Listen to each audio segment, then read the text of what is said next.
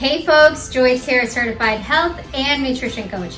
If you want to know what that means for y'all, check on the link above and in the description below. Today we're going to get started with some tongs. Okay, getting back to it, we're going to start with some tongs because we want to protect our mitts. We are handling some tuna today. And yes, it does not look like a fish because it is a desert fruit that grows on this cactus tree that can get as tall as 18 feet.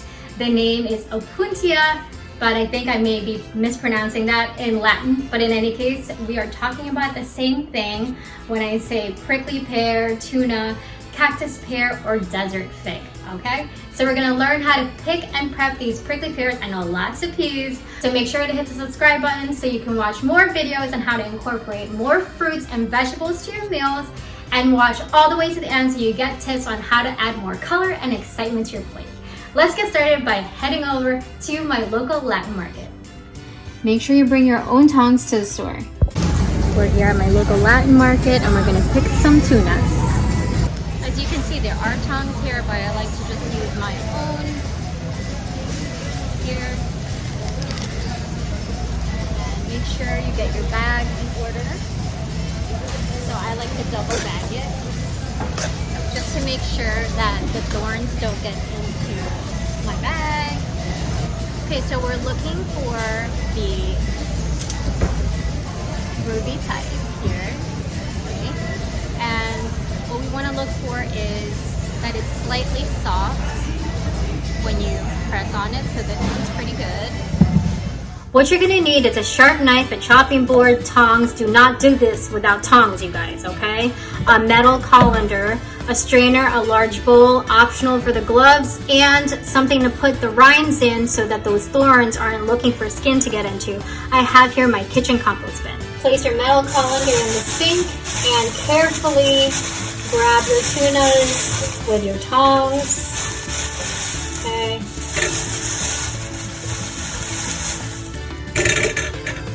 And rinse them off like that.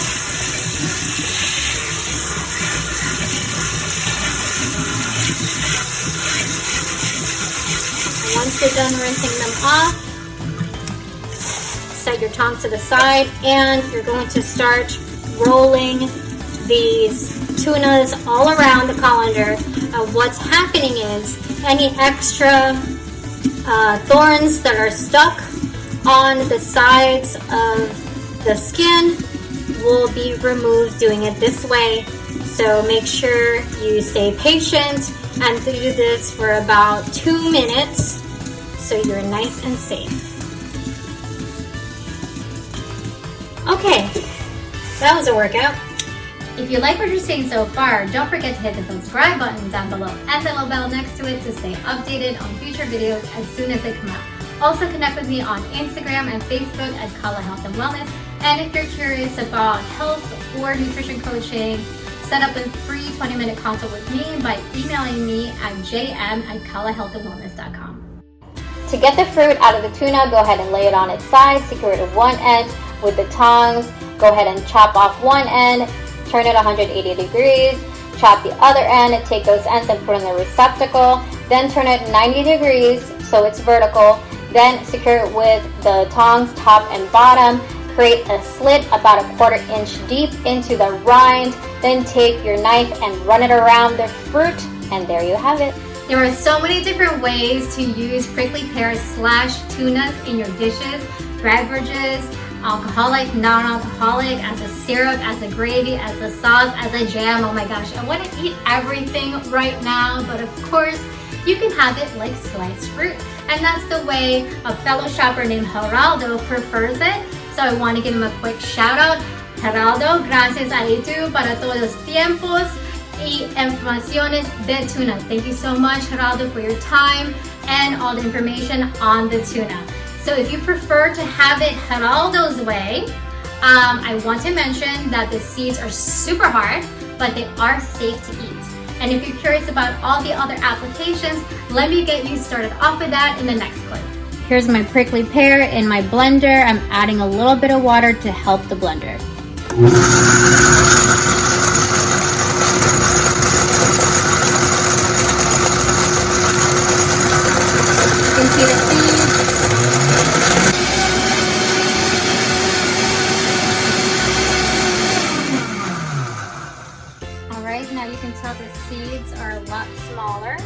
I rinsed off the strainer, and now we're gonna pour in our tuna juice. Feel free to use a spoon to press it down a little bit. All right, here's the big reveal. Look at that magnificent color, this magenta. All right, let's see how much juice we got out of those 3 tunas. And I did add half a cup of water. A safe approximation to make is 3 tunas equals half a cup of juice. So keep that in mind when you're making your syrups, sauces, and gravies. All right, let's do a taste test. Refreshing.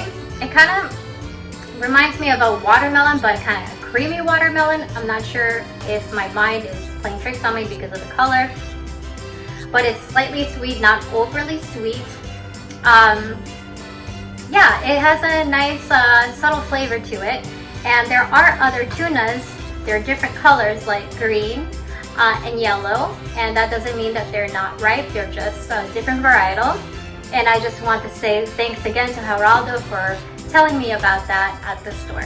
That wraps up our video how to pick and prep prickly pears, not pickled peppers, okay? I had to say that a few times before getting it right on this take, but in any case, I would love to know what you end up making in the comments below. Thanks so much for watching. If you enjoyed this video, give it a thumbs up, share, or hit the subscribe button if you haven't already. And if you have, thank you all so much. See y'all next week, and remember, you deserve to be happy and healthy.